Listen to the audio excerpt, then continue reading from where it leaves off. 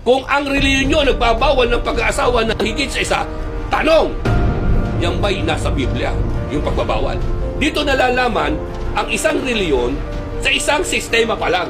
Sistema pa lang ito sa pagpapatupad ng pag-aasawa. Kasi bakit?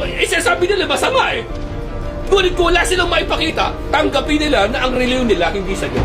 Ngayon, total, yun ang tindig ko. Hindi natin pag-uusapan yung pagiging born again nyo. Hindi natin pag-uusapan yung pagiging iglesia nila o pagiging katoliko. Pag-uusapan lang natin ang isang particular na pamumuhay. Pag-aasawa na lang. Dito masusubok ang isang reliyon kung sa Diyos o hindi. Sabi ng Biblia, ang sino mang magdagdag sa kutusan ng Diyos, daragdagan siya ng salo. Yung sinasabi ng mga pastor ninyo. Ngayon ay pakikiap. Ano saan pakikiapin doon? Nasaan?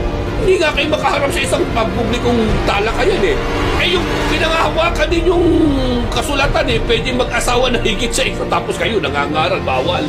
Diyan pa lang nilalabag nyo na kautusan ng Diyos Kaya anumang reliyon, nagbabawal na pag-aasawa na higit sa isa ang kanilang reliyon, peke, hindi sa Diyos. Pagka ang asawa mo isa, yun ang kalooban ng Diyos.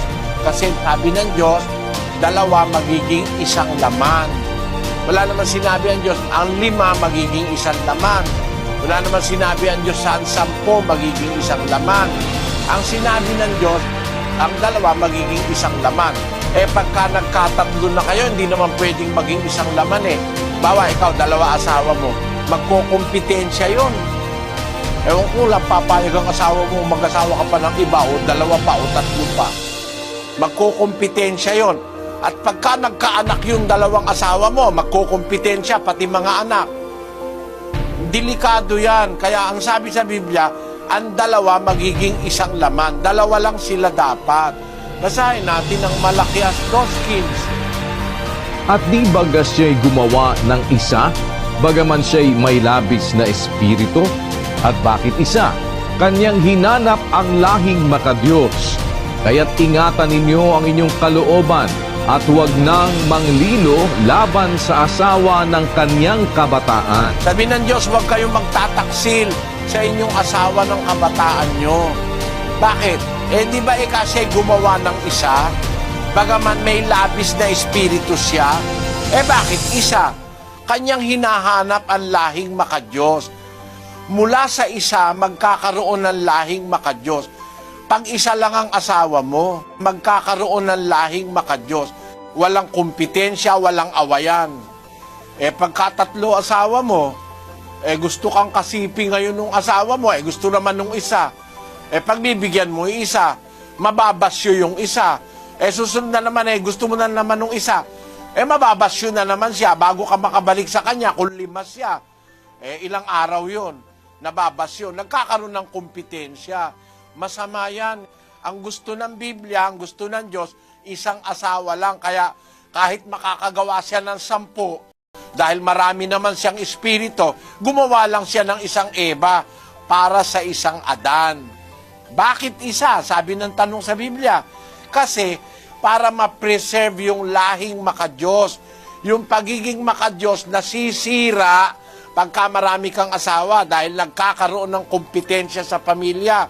Nagkakaroon ng mga kompetensya pati sa mga anak. Hindi naiiwasang nag-aaway, hindi naiiwasang nagpapagalingan yung mga asawa.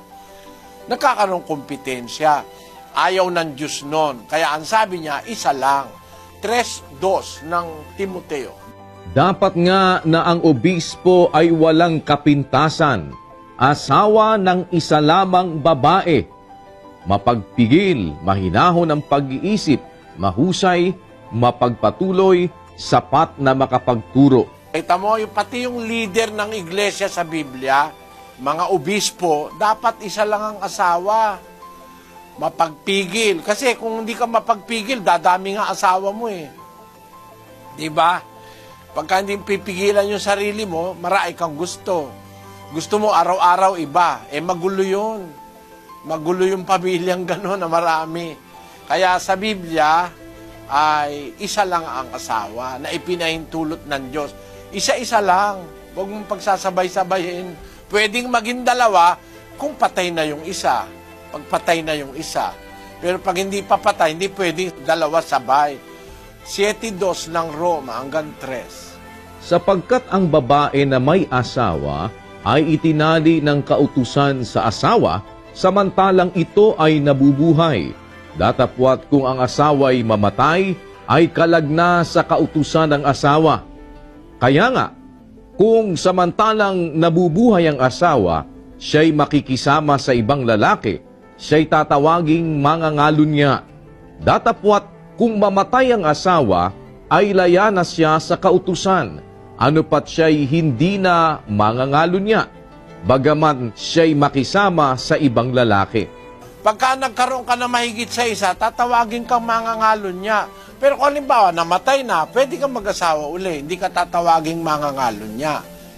Yan ang batas ng Biblia, kapatid.